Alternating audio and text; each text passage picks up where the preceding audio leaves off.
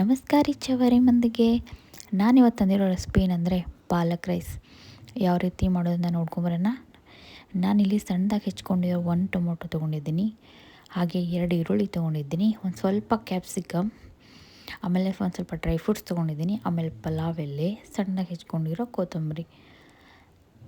ಆಮೇಲೆ ಇಲ್ಲಿ ನಾವು ಮಸಾಲೆಗೆ ಯಾವ ರೀತಿ ತೊಗೊಂಡಿದ್ದೀನಿ, ನಾನು ಒಂದು ಶೂಡ್ ಪಾಲಕ್ ತೊಗೊಂಡಿದ್ದೀನಿ ಸಣ್ಣದಾಗಿ ಹೆಚ್ಕೊಂಡು, ಆಮೇಲೆ ಒಂದು ಸ್ವಲ್ಪ ಚಕ್ಕೆ, ಒಂದು ಸ್ವಲ್ಪ ಏಲಕ್ಕಿ, ಲವಂಗ, ಆಮೇಲೆ ಒಂದೆರಡು ಬೆಳ್ಳುಳ್ಳಿ ತೊಗೊಂಡಿದ್ದೀನಿ, ಆಮೇಲೆ ಇಲ್ಲ ಪನ್ನೀರ್ ಯೂಸ್ ಮಾಡ್ತಿದ್ದೀನಿ. ಇದೆಲ್ಲ ಮಸಾಲೆನ ಒಂದು ಸ್ವಲ್ಪ ನೀರು ಹಾಕಿ ರುಬ್ಕೊಂಬಿಡಿ.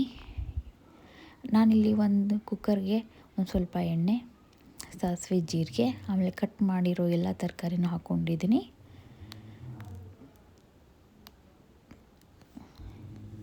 ಒಂದು ಸ್ವಲ್ಪ ಚೆನ್ನಾಗಿ ಕೈ ಆಡಿಸಿ, ಅದಾದಮೇಲೆ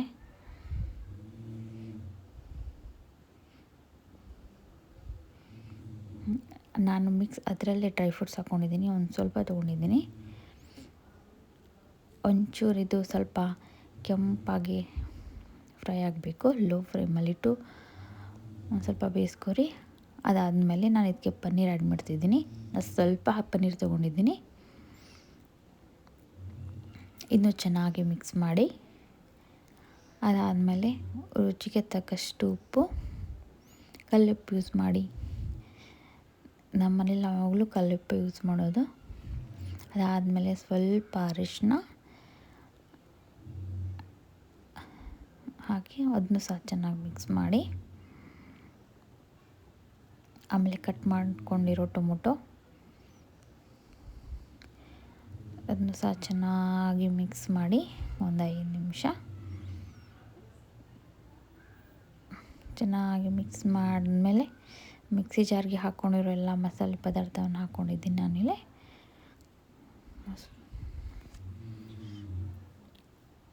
ಆಮೇಲೆ ಇದನ್ನು ಸಹ ಚೆನ್ನಾಗಿ ಮಿಕ್ಸ್ ಮಾಡಿ,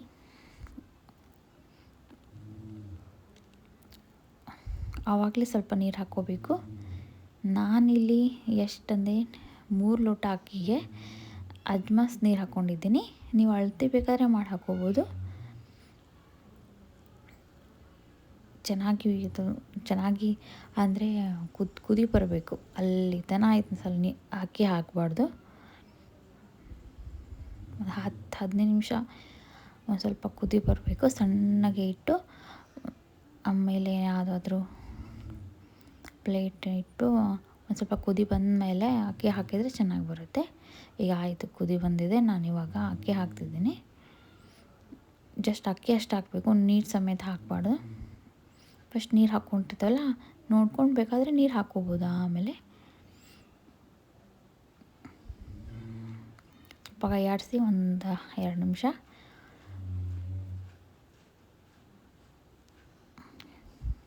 ಕೈ ಆಡಿಸಿದಾದಮೇಲೆ ಕೊತ್ತಂಬರಿ ಸೊಪ್ಪು ಹಾಕಿ ಸ್ವಲ್ಪ, ಅದಾದಮೇಲೆ ಕೊತ್ತಂಬರಿ ಸೊಪ್ಪು ಆದಮೇಲೆ ಮುಗಿತು. ಒಂದು 2 ವಿಸಲ್ ಕೂಗಿಸಿದ್ರೆ ಚೆನ್ನಾಗಿ ಬರುತ್ತೆ ಇದು. ನೋಡಿ, ನಾನಿವಾಗ ಆಗಿದೆ ನಮ್ಮದು. ನಾನು ಫೋಟೋ ಹಾಕಿದ್ದೀನಿ, ನೋಡಿ ಯಾವ ಥರ ಬಂದಿದೆ ಅಂತ. ಚೆನ್ನಾಗಿ ಬಂದಿದೆ.